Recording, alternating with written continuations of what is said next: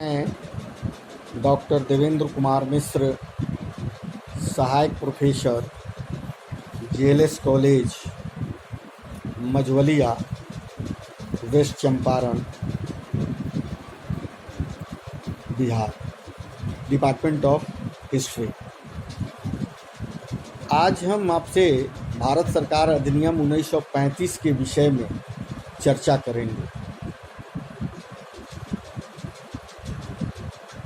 और ये अधिनियम का क्या महत्व था, किस लिए इस अधिनियम को लाया गया, इसमें अंग्रेज़ों की क्या चाल थी, अंग्रेज़ क्या चाहते थे भारत में, इस अधिनियम को लागू करके भारत के लोगों पर अंग्रेज़ किस तरह से हुकूमत करना चाहता था, कौन सी स्वतंत्रता का हनन करना चाहता था, किन किन विषयों पर और किस किस लाभ के लिए अंग्रेज़ों द्वारा ये अधिनियम को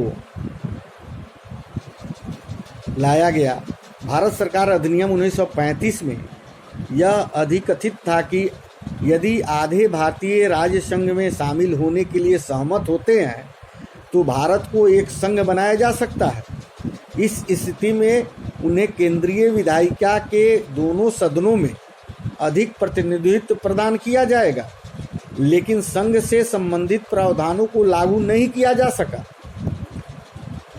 ये प्रावधान किया गया था कि इससे जो होगा उसमें एक संघ बनाया जाएगा और इसमें विधायिका में दोनों सदनों में अधिक प्रतिनिधित्व दिया जाएगा, लेकिन संघ ने संबंधित प्रावधानों को लागू ही नहीं किया जा सका। इस अधिनियम में स्वतंत्रता की बात तो दूर, भारत को डोमिनियन का दर्जा देने की भी कोई चर्चा नहीं की गई थी, क्योंकि इस अधिनियम का प्रमुख उद्देश्य भारत सरकार को ब्रिटिश साम्राज्य के अधीन ही लाना था। भारत सरकार अधिनियम 1935 ब्रिटिश संसद द्वारा अगस्त 1935 में भारत शासन हेतु पारित किया गया सर्वाधिक विस्तृत अधिनियम था। इसमें वर्मा सरकार अधिनियम 1935 भी शामिल था। भारत सरकार अधिनियम 1935 में यह अधिकथित था कि यदि आधे भारतीय राज्य संघ में शामिल होने के लिए सहमत होते हैं तो भारत को एक संघ बनाया जा सकता है। इस स्थिति में उसे केंद्रीय विधायिका के दोनों सदनों में अधिक प्रतिनिधित्व प्रदान किया जाएगा, लेकिन संघ ने से संबंधित प्रावधानों को लागू नहीं किया जा सका। इस अधिनियम में स्वतंत्रता की बात तो दूर, किसी तरह का कोई भी चर्चा इसमें स्पष्ट रूप से नहीं था। 1935 के अधिनियम ने प्रांतों की तत्कालीन स्थिति में सुधार किया था, क्योंकि इसमें प्रांतीय स्वायत्तता के प्रावधान को शामिल किया गया। इस व्यवस्था के अनुसार प्रांतीय सरकारों के मंत्रियों को विधायिका के प्रति उत्तरदायित्व बनाया गया, साथ ही विधायिका के अधिकारों में वृद्धि भी की गई।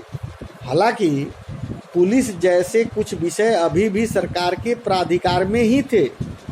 मतदान के अधिकार भी सीमित ही थे, क्योंकि अभी भी कुल जनसंख्या के 14% भाग को ही मतदान करने का अधिकार प्राप्त था। जितनी जनसंख्या थी उसकी 14% लोग ही मतदान देने के हकदार होंगे।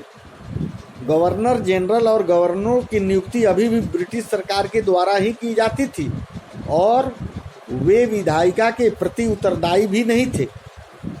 यह तो बहुत ही बड़ी बात थी। यह अधिनियम कभी भी उन उद्देश्यों को प्राप्त नहीं कर पाया जिनकी प्राप्ति के लिए राष्ट्रीय आंदोलन संघर्ष कर रहा था। अधिनियम में जो प्रावधान थे वो निम्न प्रकार के थे। इस अधिनियम में द्वैध शासन प्रणाली को समाप्त किया गया। ब्रिटिश भारत को कुछ या सभी रियासतों के लिए भारत संघ की स्थापना का प्रयास किया। प्रत्येक निर्वाचन प्रणाली की स्थापना की, प्रत्यक्ष और मत देने का अधिकार विस्तार किया गया और 35 मिलियन लोगों को मत देने का अधिकार प्रदान किया गया। प्रांतों को भी आंशिक रूप से पुनः संगठित किया गया। सिंध प्रांत को बम्बई से अलग कर दिया गया। बिहार एवं उड़ीसा प्रांत को बिहार और उड़ीसा नाम के दो अलग अलग प्रांतों में बांट दिया गया।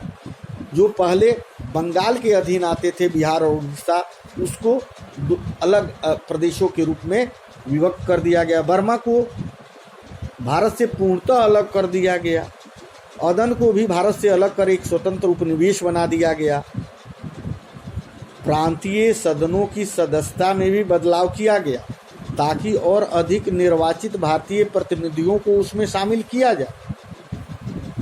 अब ये भारतीय सदस्य बहुमत प्राप्त कर सरकार भी बना सकते थे।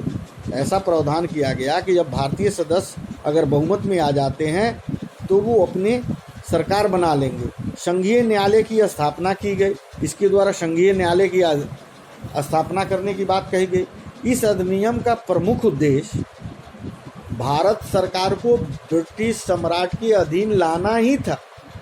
ये जो अधिनियम बनाया गया इसमें पूर्ण रूप से भारत के लोगों को ब्रिटिश सरकार के अधीन लाने का प्रस्ताव था। अतः भारत सरकार के अधिकारों का स्रोत ब्रिटिश सम्राट था। यह संकल्पना, जो कि डोमिनियन संविधान से मिलती जुलती थी, पूर्व में पारित किए गए भारतीय अधिनियमों में अनुपस्थित थी।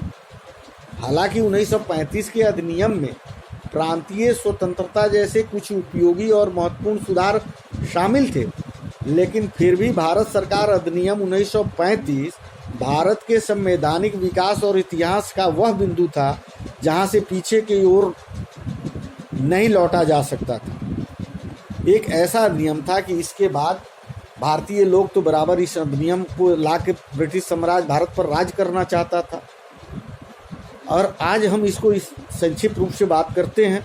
आगे चलकर इसके विस्तृत रूप से हम आपको बताएंगे कि राष्ट्रीय आंदोलन को बीच बीच में रोकने के लिए, बीच में भारतीयों पर अपना अधिकार रखने के लिए अंग्रेजों द्वारा तरह तरह के एक्ट लाए जाते थे और उन पर अपने अधिकार का, अपने प्रभाव का जोर दिया जाता था और उन पर अत्याचार किया जाता था। और भारत के जो भी राष्ट्रीय आंदोलन हो रहे थे उसमें सब लोग यही चाहते थे कि हमको पूर्ण स्वतंत्रता मिले और हमारा देश पूर्ण रूप से आज़ाद हो।